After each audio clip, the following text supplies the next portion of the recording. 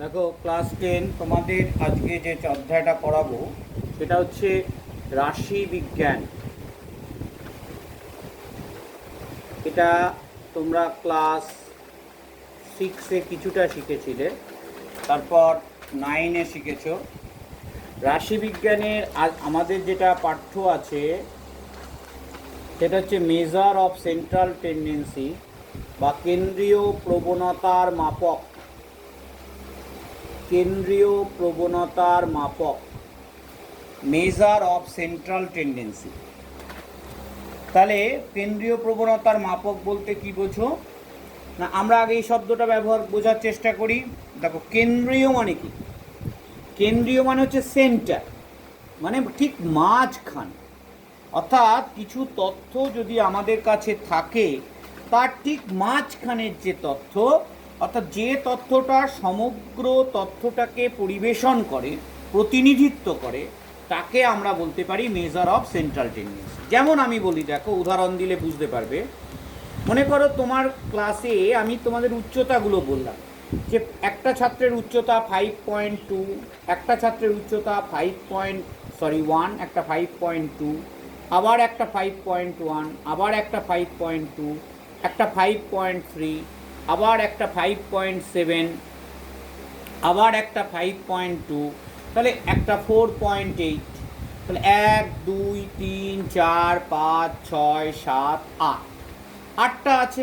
এইগুলোকে আমি যদি যোগ করি তাহলে 5.1 আছে একটা, দুটো, plus 5.1 plus 5.2 plus 5.2, 1, 2, plus 5.2 plus 5.3 plus 5.6, 4.8, 1, 2, 3, 4, 5, 6, 7, 8। তাহলে যোগ করলে কত হচ্ছে? 8 আর 5, 8 আর 7 15, 3 18, আর 2 20, আর 2 22, আর 2 24, আর 1 25, আর 1 26, হাতে 2, 4 আর 2 6, 6 আর 5 11, 11 আর 5 16, 16 আর 5 21, আর 5 26, আর 5 31, আর 5 36, আর 5 41। কটা বাচ্চা ছিল? 8টা। তাহলে 8 দিয়ে ভাগ করে দিই। 5 আটা 40, 1 16, 8 দুগুণে 16, তাহলে 5.2। অর্থাৎ আমি যদি এবার বলি 5.2, তাহলে এই 5.2 মানটা হচ্ছে এমন যে মোটামুটি আমার ছাত্রদের একটা উচ্চতার প্রতিনিধিত্ব করছে, যে আমার ক্লাসে যতগুলো ছাত্র আছে, এই 8টা ছাত্র, এদের মোটামুটি উচ্চতা কত? 5.2 সেন্টিমিটার, তাহলে 5.2 ফুট।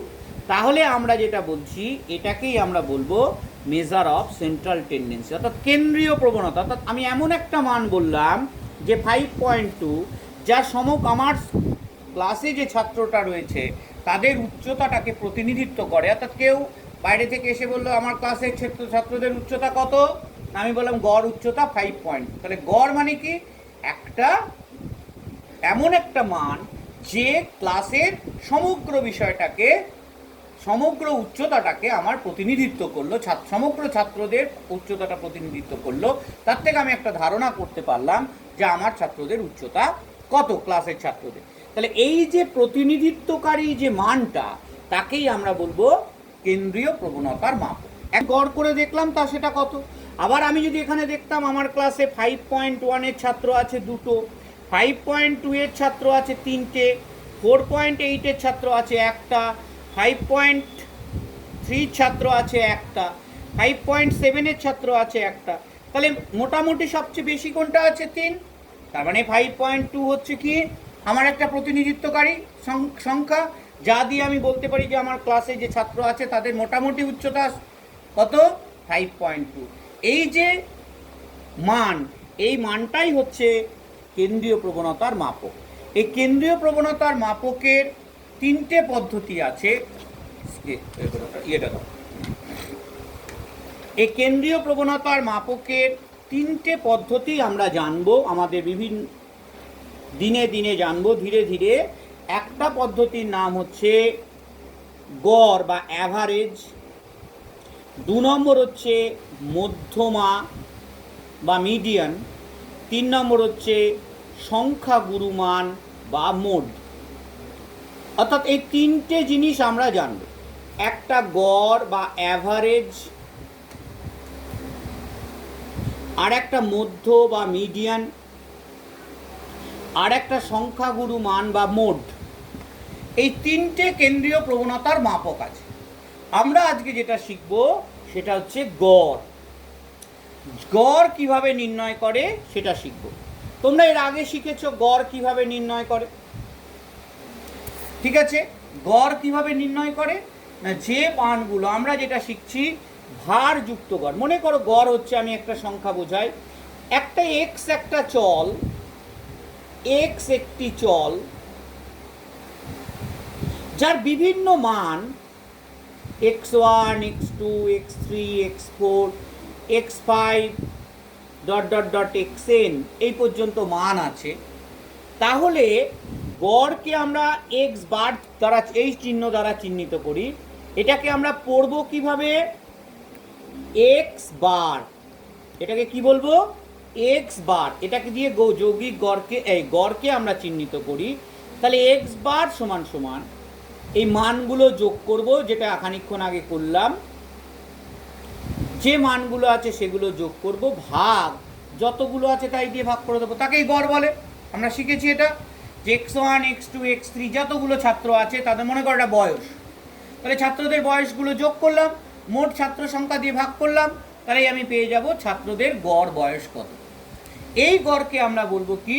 সরল গড়, ঠিক আছে? এবার আমরা পড়ব ভারযুক্ত গড়। তাহলে এইটাকে আমরা সংক্ষেপে লিখে থাকি, দেখো এগুলো অবজেক্টিভে থাকবে। এই চিহ্নটা, এটাকে বলে সামেশান চিহ্ন, summation x I. I varies from 1 to n by n। ভালো করে বোঝো কি জিনিসটা। এক্স আই এটা মানে সামেশন, মানে যোগফল। কার যোগফল? X I. আইটা কি? আই কখনো 1, আই কখনো 2, আই কখনো 3, আই কখনো 4, আই কখনো n। অর্থাৎ আই হচ্ছে 1 থেকে n পর্যন্ত যে সংখ্যাগুলো থাকবে তাদেরকে বসিয়ে বসিয়ে যোগ করলে, সংক্ষেপে আমরা এভাবে লিখি, ম্যাথমেটিক্যাল এক্সপ্রেশন বা গাণিতিক প্রকাশ হচ্ছে এর এরকম, যে এক্স বার সমান সমান summation x I, I varies from 1 to n, অর্থাৎ 1 থেকে n পর্যন্ত সংখ্যাগুলো যোগ করব বাই n, অর্থাৎ মোট পদ সংখ্যা যতগুলো অবজারভেশন যা হলো তাই দিয়ে ভাগ করে দেব। এটাকে আমরা বলবো কি না সরল গড়। এবার যেটা আমরা শিখব বা সিম্পল অ্যাভারেজ যেটা, সেটা হচ্ছে এইটা। এবার আমরা শিখব ওয়েটেড অ্যাভারেজ বা ভারযুক্ত গড়। তাহলে এটা আমরা যেটা শিখলাম সেটাকে আমরা কি বলছি? সরল গড় বা সিম্পল অ্যাভারেজ। এবার আমরা শিখব ওয়েটেড অ্যাভারেজ বা ভারযুক্ত গড়। তাহলে সেটা হলো সরল গড় কি। এবার চলে আসি আমরা ভারযুক্ত গড় কি। ভারযুক্ত গড় কি, বা যাকে আমরা বলছি ওয়েটেড অ্যাভারেজ, সেটা কি না? ভারযুক্ত গড় বা ওয়েটেড অ্যাভারেজ বলতে কি বলছি? মনে করো এক্স, আমরা কি বলছিলাম, এক্স এর বিভিন্ন মানগুলি x1 x2 x3 dot dot dot xn এবং তাদের ভার বা পরিসংখ্যা, যাকে সংখ্যা যথাক্রমে n1 n2 n3 dot dot dot n, বা এটাকে f1 দিয়ে বলি সবচেয়ে ভালো। প্রথমটা f1, তারপরটা f2, তারপরটা f3 dot dot dot fn। অর্থাৎ x1 এর পরিসংখ্যা হচ্ছে f1, তাহলে x2 এর পরিসংখ্যা হচ্ছে f2। তাহলে আমরা কিভাবে এর গড়টা, তাহলে এগুলো হচ্ছে ভার বা পরিসংখ্যা। সেক্ষেত্রে আমি তোমাদের শিখিয়ে দিচ্ছি, এখানে হচ্ছে চলের মানগুলো লিখছি, এখানে পরিসংখ্যাটা লিখছি। তাহলে চলের মানগুলো x1 x2 x3 dot dot dot xn, পরিসংখ্যাগুলো F1, F2, F3 dot dot dot Fn। তাহলে এখানে একটা লাইন আমরা করব যাকে বলবো ভারযুক্ত পরিসংখ্যা, ঠিক আছে, বা এফআই এক্সআই। এটাকে আমরা কি বলেছি? এফআই, এটাকে আমরা বলেছি এক্সআই। তাহলে এখানে আমরা যেটা করব এফআই এক্সআই। তাহলে এটা কত হবে? গুণ করলে F1 x1, পরেরটা গুণ করলে F2 x2, পরেরটা গুণ করলে F3 x3, এভাবে গুণ হবে যে Fn xn হয়েছে। সব শেষে আমরা কি করব? এগুলোকে যোগ করব। তাহলে যোগ করলে আমরা কি পাবো? FI XI, I varies from 1 to n। আর এইটাকে যোগ করব, এটা যোগ করলে কি পাবো? Summation FI, I varies from 1 to n।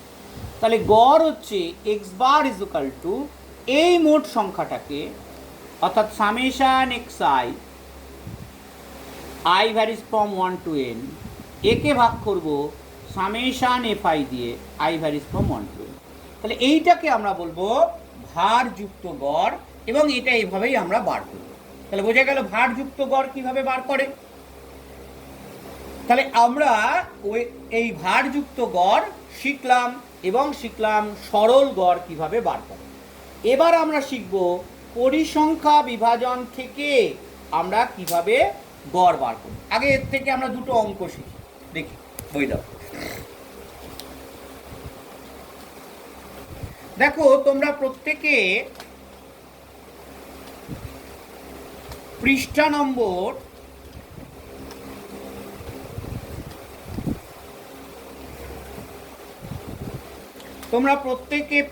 নম্বর খোলো। পরটা আগে দেখাই, তারপর এটা দেখাচ্ছি।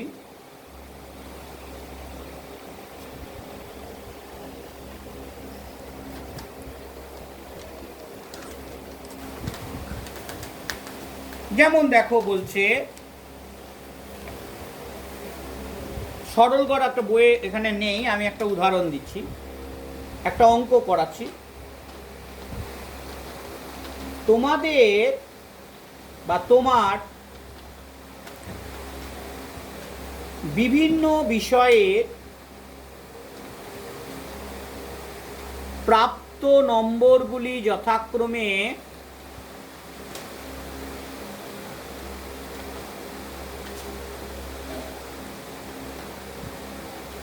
বাংলা তুমি পেয়েছো 72, ইংরেজি তুমি পেয়েছো 70, অঙ্ক তুমি পেয়েছো 90, ইতিহাস তুমি পেয়েছো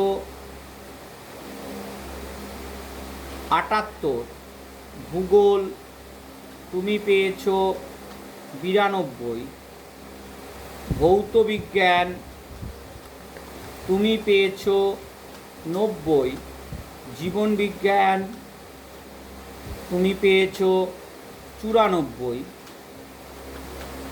তাহলে তোমার প্রাপ্ত নম্বরের গড় কত?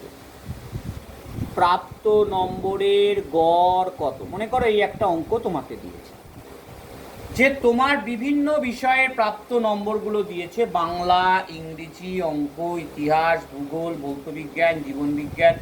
তাহলে তোমার যে বিভিন্ন বিষয়ে পেলে তার গড় নম্বরটা তোমার কত হবে? তাহলে আমরা কি করি গড় বলতে?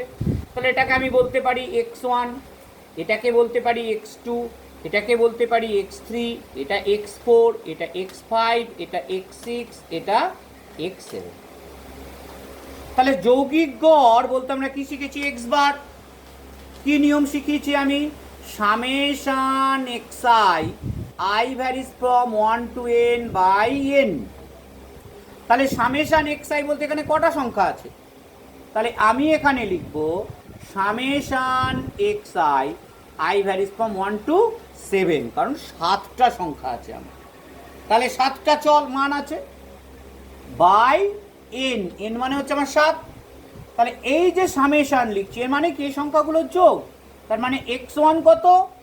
না 72, x2 কত? 70, তারপরে 90, তারপরে 78, তারপর 92, তারপর 90, তারপর 94। 1 2 3 4 5 6 7 ভাগ 7। তাহলে তোমার গড় করলে কত হলো দেখো? কত হচ্ছে 2 আর 8 10 আর 2 12 আর 4 14, 4 হাতে থাকে 1, 7 আর 1 8 আর 7 15, 15 আর 9 24, 7 31 আর 9 40 আর 9 49 আর 9 58 ভাগ 7, মানে 7 8 56, 2 24, 3 7 21, 3 30, 4 7 28, 7 2 14 প্রায়, অর্থাৎ তুমি তাহলে প্রায় 83.42 করে নাম্বার পেলে প্রত্যেকটা বিষয়ে গড়ে। বুঝে গেছে? এটাই দেখো তাহলে কেন্দ্রীয় প্রবণতার মাপক। অর্থাৎ আমার এতগুলো মাপের যদি আমি বলি 83.42, তার মানে প্রত্যেকটা বিষয়ে গড়ে আমি 83 নম্বর করে পেয়েছি, তাই না? তাহলে এটাই হচ্ছে কেন্দ্রীয় প্রবণতার মাপক। এটাকেই বলছে যৌগিক গড়, যেটাকে আমরা সরল যৌগিক গড় বলে চিহ্নিত করলাম বা বললাম। তাহলে বোঝা গেল জিনিসটা। এবার আসছি ভারযুক্ত গড়। তাহলে দেখো বুঝেছো কিনা? তাহলে সরল গড়ের ক্ষেত্রে কি করতে হয়? প্রত্যেক কটা মানকে যোগ করতে হয়, দিয়ে যতগুলো অবজারভেশন আছে সেই সংখ্যা দিয়ে ভাগ করে দিতে হয়। এটাকে আমরা বলছি সরল গড়। এবার আসছি আমরা ভারযুক্ত গড় কিভাবে আমরা বার করব। অ্যাভারেজ। এর জন্য তোমাদেরকে আমি উদাহরণ নিচ্ছি না, আমি তোমাদেরকে বলছি তোমাদের 26.1-এর 1 নম্বর ছকটা একটু টোপো বইটায় দেখো। দেখো তোমাদের যেটা হেডিং করেছে বয়স, আর এখানে হেডিং করেছে বন্ধুর সংখ্যা। বয়স দেখো করেছে 15 বছরের বয়স আছে, 16 আছে, 17 আছে, 18 আছে, 19 আছে, 20 আছে, এই অবধি আছে। আর বন্ধু 15 বছর বয়সের বন্ধু আছে 4টে, 16 বছর বয়সের 7টা, 17 বছরের 10টা, 18 বছরের 10টা, 19 বছরের 5টা, 20 বছরের 4টা। তোমাকে বলেছে এদের কি বার করতে, না এদের যৌগিক গড় বার করতে বা গড় বয়স বার করতে প্রত্যক্ষ পদ্ধতি। আমি প্রত্যক্ষ পদ্ধতি আগে করাচ্ছি। তাহলে আমি কি বলেছিলাম, এখানে কি লিখেছিলাম, বয়স লিখলাম। ঠিক তোমরাও এভাবে করবে। আগে ছক কেটে নেবে, কটা আছে 1 2 3 4 5 6, 6টা দাগ কেটে নেবে, 1 2 3 4 5 6। বাহ, এবার এখানে করবে বয়স লেখা হলো, এখানে বন্ধুর সংখ্যা। বয়সটাকে তোমরা xi দিয়ে চিহ্নিত করবে, বন্ধুর সংখ্যাটাকে f দিয়ে চিহ্নিত করবে বা fi দিয়ে চিহ্নিত করবে। আচ্ছা, এইবার দেখো, আর এটাকে আমরা বলেছিলাম কি না fi xi, এটাকে কি বলবো, fi xi। তাহলে বয়সগুলো লিখে দিই, 15 বছর আছে, 16 আছে, 17 আছে, 18 আছে, 19 আছে, 20 আছে। বন্ধুর সংখ্যা 4 7 10 10 5 4। দেখো ভারযুক্ত কেন বলছি, আগের যেগুলো ছিল সেগুলো প্রত্যেকটা অবজারভেশন অর্থাৎ চলগুলো একবার করেছিল, এখানে কিন্তু একবার করে নেই।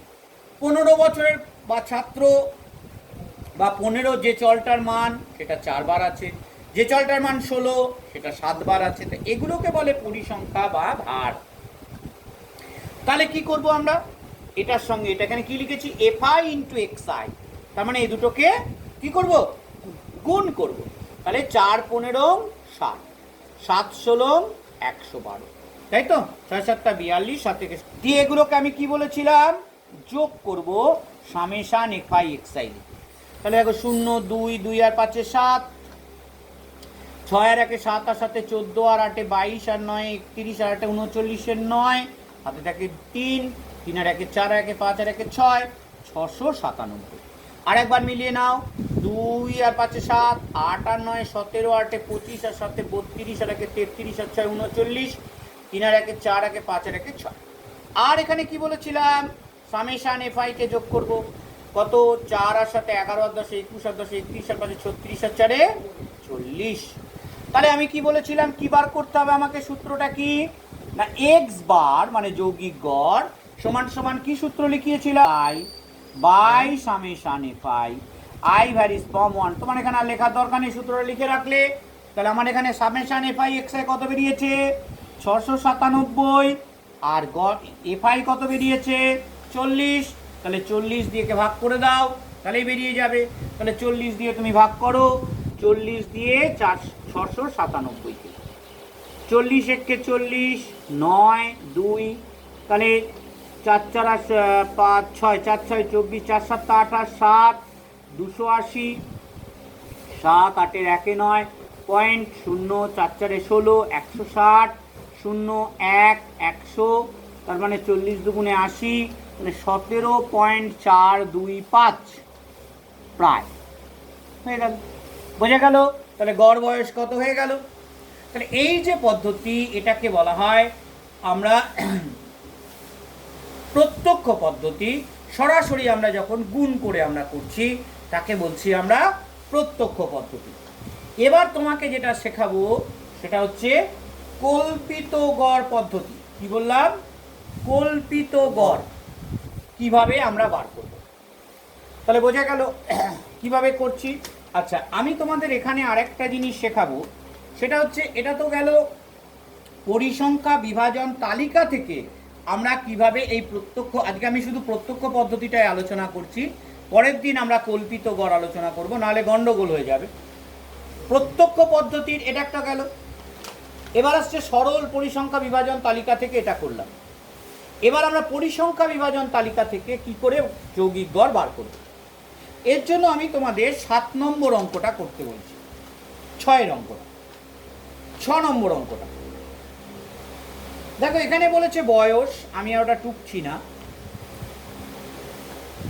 একটা ধাপ, আর একটা আছে রোগীর সংখ্যা।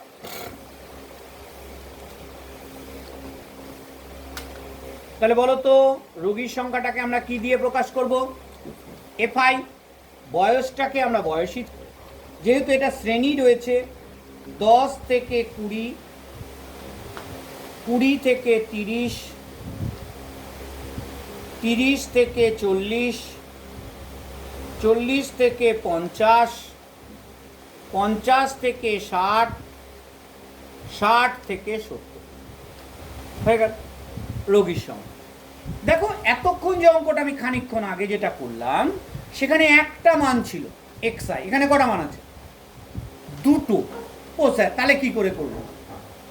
তাহলে এখান থেকে আমাকে যেটা করতে হবে, এই শ্রেণীটা থেকে, শ্রেণী পরিসংখ্যা বিভাজন তালিকায় যখন ঢুকছি, তখন এই শ্রেণী থেকে আমাকে একটা নির্দিষ্ট মান বার করে নিতে হবে, যাকে আমরা বলবো শ্রেণী মধ্যমান।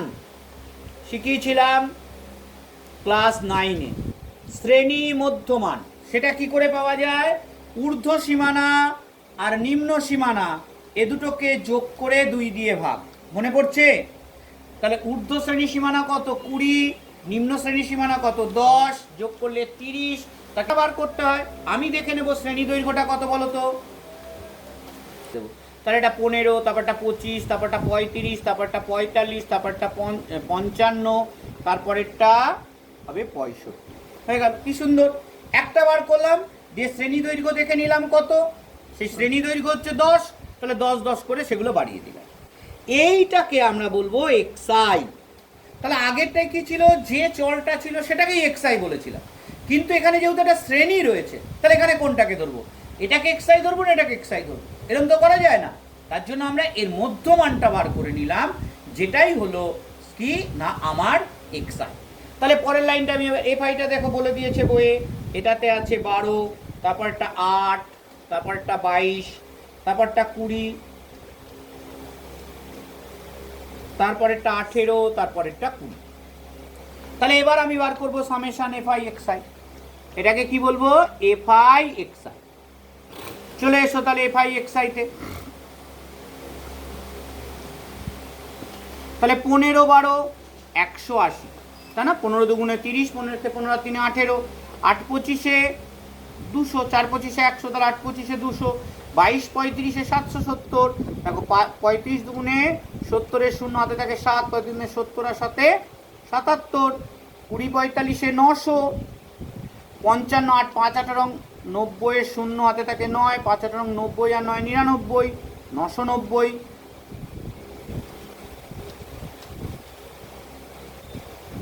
20 দিয়ে 130, 65 দুগুণে 130 হয়, তার সঙ্গে একটা শূন্য 1300 পেয়ে গেলাম। তাহলে এবার আমরা বার করব সামেশান এফআই এক্সআই। তাহলে যোগ করে দেখো 0 0 0 সব শূন্য আছে। দ্বিতীয়টায় 8, 7 15 আর 9 24, 4 হাতে থাকে 2, 2 আর 1 3, 3 আর 2 5, 5 আর 7 12, 12 আর 9 21, 21 আর 9 30 আর 3 33, 3, 3 আর 1 4। তাহলে কত হলো সামেশান এফআই এক্সআই?